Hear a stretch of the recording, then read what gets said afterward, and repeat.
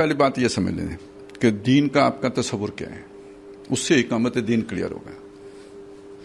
یہ جتنے پرانے لوگ گزرے ہیں آخر اقامت دین کی انہوں نے کوئی نہ کوئی تو تشریح کی ہوگی، اور وہ تشریح یہی ہے کہ کسی نے کسی کو نماز سکھا دی تو اقامت دین کا کام کیا، کسی نے کسی کو جو ہے نا وہ دین کی کوئی بات سکھا دی، تعلیم کچھ دے دی، قرآن پڑھا دیا، اس نے اقامت دین کا کام کیا. مدارس میں ہم اقامت دین کا کام کر رہے ہیں، مدارس میں ہم امر بالمعروف نہی عن المنکر کا کام کر رہے ہیں. ٹھیک ہے، یہ تشریح ہو گئی، اللہ خیر صلی اللہ سیٹل ہو گیا مسئلہ. تو ایک بات تو یہ ہے کہ ہر ایک کا اقامت کا تصور اس کے دین کے تصور کے تابع ہے. صحیح. اگر آپ دین کو مکمل نظام حیات سمجھیں گے تو اقامت دین کا مطلب ہوگا دین کو قائم کرنا، نظام کی سطح پولیٹیکل سوشو اکنامک سسٹم کو قائم کرنا. اگر آپ دین کو مجموعہ سمجھتے ہیں محض چند رسومات عبودیت کا، تو اقامت دین کا مطلب ہوگا ان کی تعلیم اور تربیت اور طریقہ کار سے اور ترویج، یہ مطلب ہو جائے گا. میری بات یہ حد تک کلیئر ہو گئی. اب امام راضی نے وہ بات کیوں نہیں کہی، امام شافعی نے وہ بات کیوں نہیں کہی، جو آپ کا سوال یہ آ گیا. اب میں اس کا جواب پہلے دے چکا ہوں. ٹھیک ہے، یعنی بہت ساری چیزیں دیکھیں، زمانہ آگے بڑھنے کے نتیجے میں ہم پر کھلی ہیں.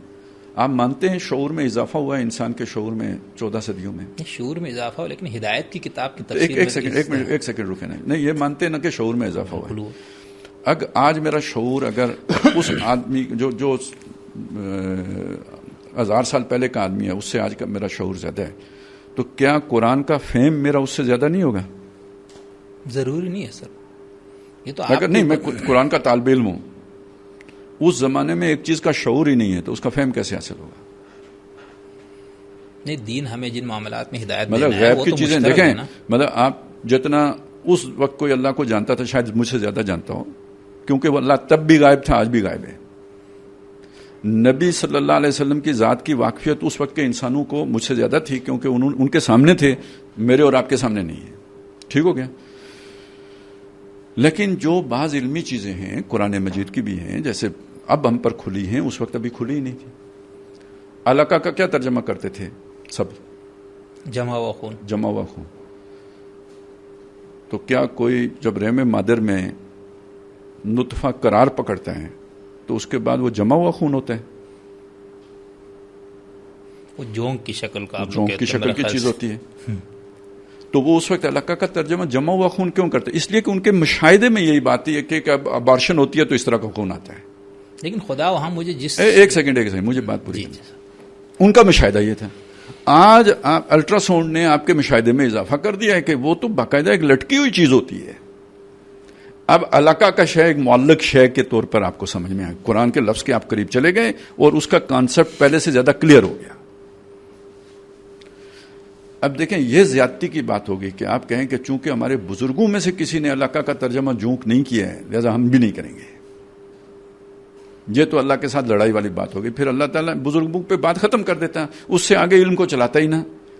تو جوں زمانہ آگے بڑھ رہا ہے، بعض چیزوں میں آپ کے علم میں پہلے کی نسبت یا تصورات میں یا نظریات میں پہلے سے بہتری آتی جا رہی ہے. تو وہ جو سنوریہم آیاتنا فی الآفاق وفی انفسہم حتی یتبین لہم انہ الحق، تو یہ تو قرآن نے خود بتایا کہ اس کے انکشافات مزید ہوتے رہیں گے، بہت سی باتیں اور کھل کے سامنے آئیں گی. اور اسی حوالے سے میں نے آپ کے سامنے بیان کیا تھا کہ دیکھیں، آج جو ریاست کا تصور ہے، ریاست علیحدہ ہے، حکومت علیحدہ ہے، آپ کیا سمجھتے ہیں یزید کے دور میں یہ تصور موجود تھا؟ اسلام کے ابتدائی دور میں یہ تصور موجود تھا؟ تو یہ قرآن نے تو نہیں دیا کہ بھئی یہ ریاست علیحدہ شے ہوتی ہے اور حکومت علیحدہ شے ہوتی ہے. یہ تو آپ نے اپنے تجربے سے اخذ کیا ہے.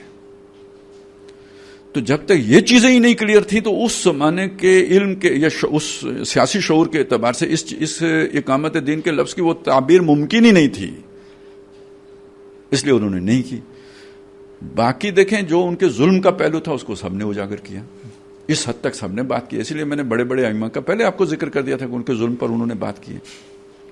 پہلی صدی ہجری کے ہمارے ایک وہ جو مجددی کہہ لیجئے عبداللہ ابن مبارک رحمۃ اللہ علیہ، ان کا ایک شعر ہے، وہ کہہ رہے ہیں دین میں فساد اور بگاڑ پیدا ہو گیا. وما افسد الدین الا الملوک واخبارها سوء ورهبانها.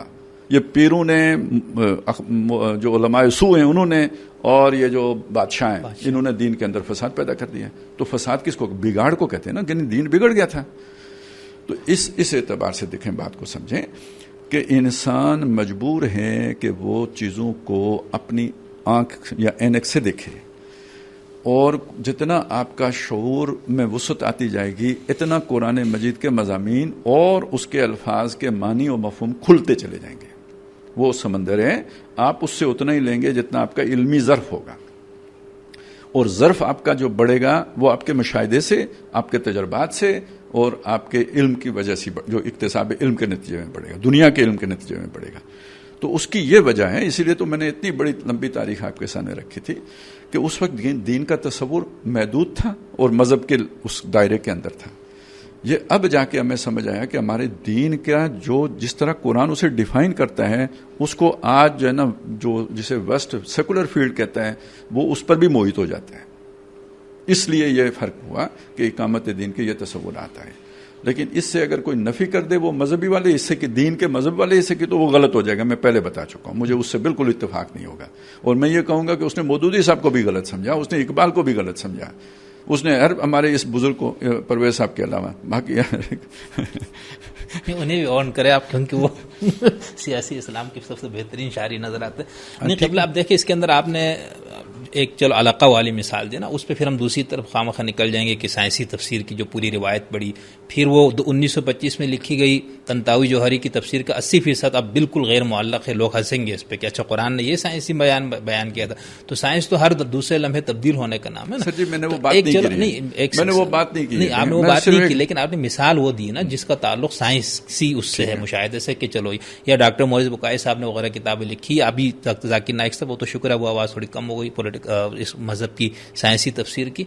آپ نے مثال وہ دی، لیکن تفسیر کے دیکھیں، میں اس کو ہاں جوڑنا چاہ رہا تھا. ایک چیز یہ ہے کہ بعض لوگوں نے سائنسی نظریات کو کھینچ تان کر ان کو قرآن کے اوپر چڑھانے کی کوشش کی ہے، یہ بالکل غلط بات ہے.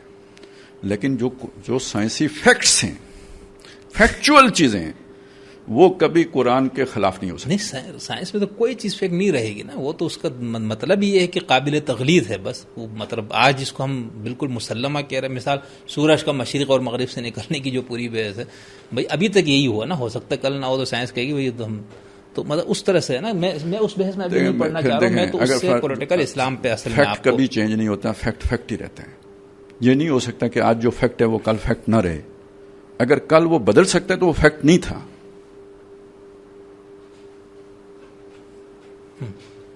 سائنسی ٹروتھ اس کو کہتے ہیں، سائنٹیفک ٹروتھ، کہ جو فیکٹ ہو، جو پروون ہو، جو سائنسی اصولوں سے ثابت شدہ ہو، وہ غیر مبدل ہوتا ہے. ہاں، اسے تبدیل کرتا ہے معجزہ، جو محیر العقل شے ہوتی ہے، اور وہ عارضی ہوتا ہے، کوئی مستقل نہیں ہوتا. صحیح، ٹھیک. میں اس طرف اب نہیں جا، میں صرف آپ نے میں اس فیکٹ کی بات کر رہا ہوں. بس آپ نے جو پولیٹیکل اسلام یا اس کی چیز کو سمجھانے کے لیے آپ نے ایک مثال دی نا کہ انسان کا شعور بلند ہوتا ہے، ہمارا علم، تو وہ ٹھیک ہے وہ اپنے معاملے میں. لیکن اس سے مثال اب یہ سورہ شورى کی آیت میں بتایا نا، شرع لکم من الدین ما وصى به نوحا والذی اوحینا الیک وما وصینا به ابراہیم وموسیٰ وعیسیٰ.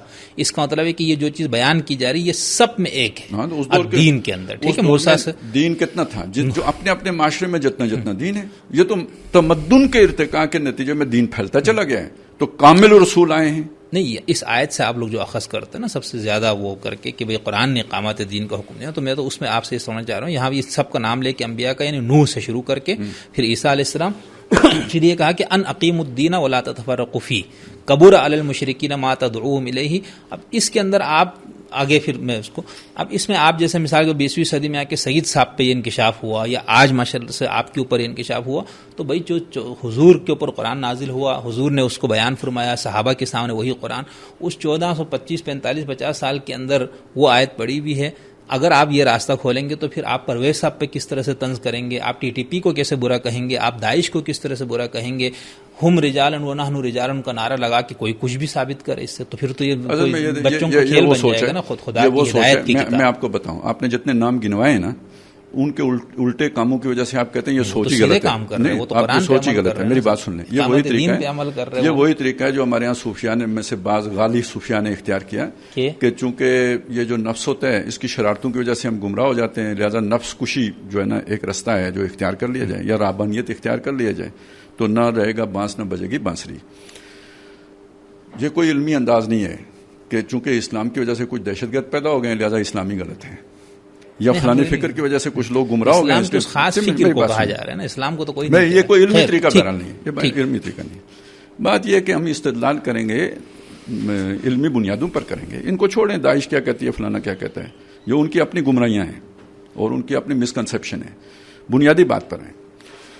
بنیادی بات یہ ہے کہ اس اسلام کا یہ تصور آپ کیا سمجھتے ہیں؟ نبی صلی اللہ علیہ وسلم کی 23 سالہ جو جد و جہد ہے, اس کو خود قرآن کہتا ہے کہ والذی ارسل رسولہ بالہدی والدین الحق, یہی دین ہے نا, 3 جگہوں پر, ٹھیک ہے. والذی اوحینا الیک, جو ہم نے تیری طرف وحی کیا, وہ کیا ہے؟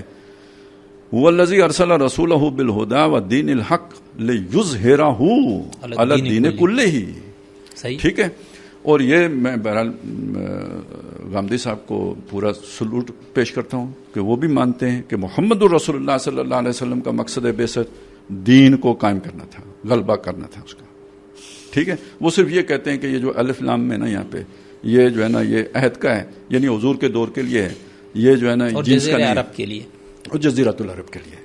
لیکن دیکھیں انہوں نے مانا کیا ہے کہ کم از کم اس آیت کا مطلب اقامت دین ہے. تو محمد الرسول اللہ صلی اللہ علیہ وسلم کا مشن دین کو غالب کرنا تھا. غامدی صاحب کے نزدیک جزیرۃ العرب تک تھا.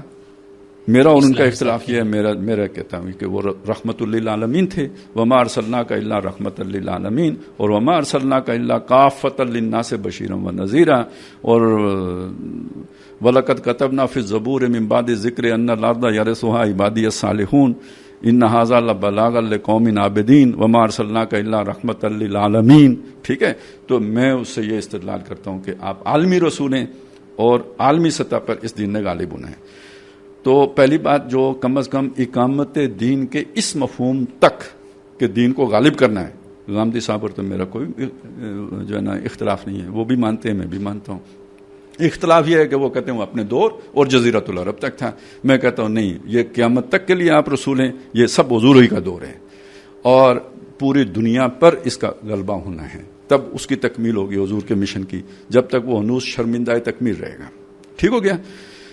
تو اب اگر فرض کریں پرویز صاحب بھی یہی بات کریں, میں بھی یہی بات کر رہا ہوں, غامدی صاحب بھی یہی بات کریں, تو پھر اس استدلال کا کہ نوح علیہ السلام اور عیسیٰ علیہ السلام کا کوئی اور مسئلہ تھا, اور وہ تو کم از کم ہمارے درمیان کوئی اختلاف